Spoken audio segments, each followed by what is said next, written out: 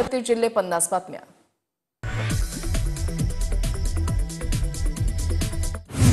पुण्यात धरणातून पाण्याचा विसर्ग करण्याच्या 2 तासा अगोदर नागरिकांना सूचना मिळणार। पालिकेच्या नियंत्रण कक्षाने नागरिकांना माहिती द्यावी, पुणे जिल्हाधिकाऱ्यांच्या सूचना।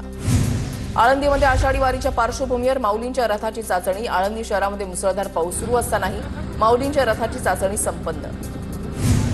राज्यामध्ये आज रत्नागिरी, सिंधुदुर्ग, कोल्हापूर, सोलापूर, सातारा जिल्ह्याला रेड अलर्ट, तर पुणे, घाट, बीड, नांदेड, परभणी, हिंगोली, रायगड जिल्ह्याला ऑरेंज अलर्ट।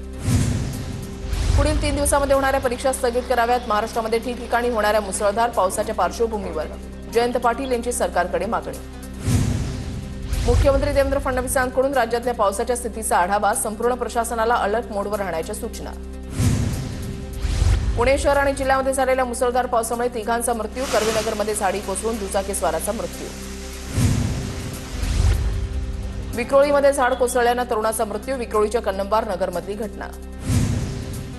राज्यभरात मुसळधार पावसामुळे 34,842 हेक्टरवरील पिकांचं नुकसान। उन्हाळी कांदा, कडधान्य, आंबा आणि भाजीपाला मातीमोल। छत्रपती संभाजीनगरमध्ये पोलिसांकडून एका संशयित आरोपीचा एन्काउंटर। अमोल खोतकर असं एन्काउंटर झालेल्या संशयित आरोपीचं नाव।